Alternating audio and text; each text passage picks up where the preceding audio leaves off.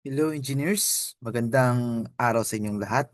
So sa araw na to is magdi-discuss tayo ng isang illumination engineering subject. Tapos yung magiging topic natin is illumination from more than one source. Okay, without further ado, let's start our discussion. So we have a problem here. So yung problem natin is taken from the past REE board examination. At yung problem natin is two lamps E and B of 200 candela and 400 candela respectively are situated 100 meter apart. The height of A above the ground level is 10 meters and that of B is 20 meters. If a photometer is placed at the center of the line joining the two lamps, calculate its reading. Okay, before we proceed with our Caltech solution, let's illustrate first our problem. So yung problem natin engineers is meron daw tayong dalawang lamp. Si lamp E at saka si lamp B. Yung lamp E natin is 200 candela. Yung lamp B natin is 400 candela. Tapos yung dalawang lamp is 100 meters apart. So 100 meters yung span from lamp E to lamp B or yung distance nila. Distance. Tapos yung lamp E is 10 meter above the ground at yung lamp B naman is 20 meters above the ground. Kung maglalagay daw tayo ng photometer at the center, so therefore yung 100 meter na distance is mahati sa dalawa, which is 50 meters from lamp A and then 50 meters from lamp B. So dito malulocate yung ating photometer at the center of our line.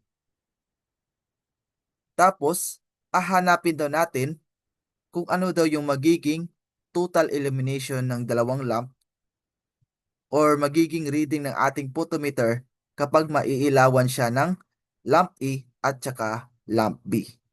Okay, without further ado, let's proceed with our Caltech solution. So yung Caltech solution natin engineers is punta lang kayo sa mode and then 2. So which is complex mode. So, ulitin lang natin. Mode and then 2. After that, input natin yung ating formula.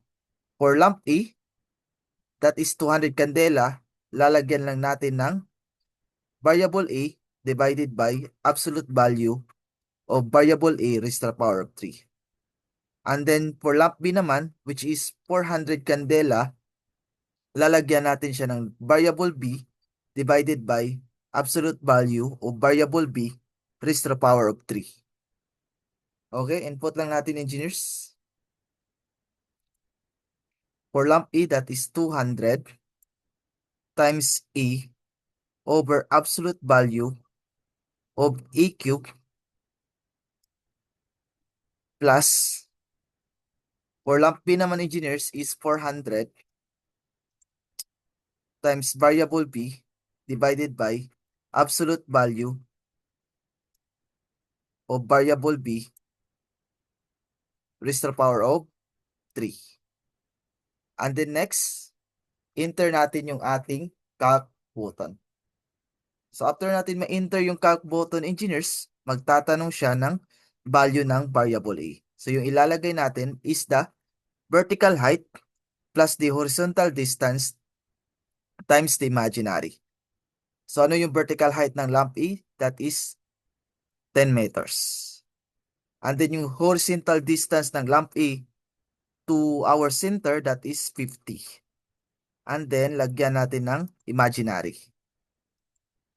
In terms of lamp B naman, yung ilalagay natin dito or yung i-input natin dito is yung vertical distance ng lamp B or vertical height ng lamp B is 20 plus horizontal distance ng lamp B from the center, which is also 50, and then multiplied imaginary numbers.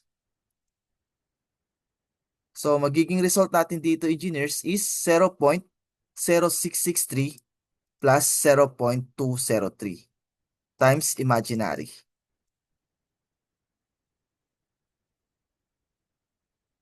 So out of the two parts of a complex number, yung kukunin lang natin is yung ating real parts. So which is, yung real parts natin dito, engineers, is 0.0663.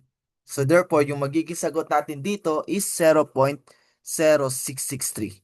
And that is letter D. So i-troubleshoot lang natin itong letter D, engineers. So gawin natin siyang 0.0663 lakhs. Okay? So let's simulate our Caltech solution from the very beginning or from the very start. Punta lang tayo sa mode 2. And then for lump E, that is 200 times E divided by absolute value of variable A raised to the power of 3. For variable B naman, engineers, that is 200 times variable B, 400 rather, 400 times B divided by absolute value of B raised to the power of 3. Intercalc. So yung ilagay natin sa lump A is 10 plus 50i.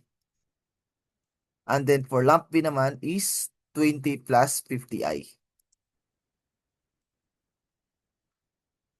Inter-equal.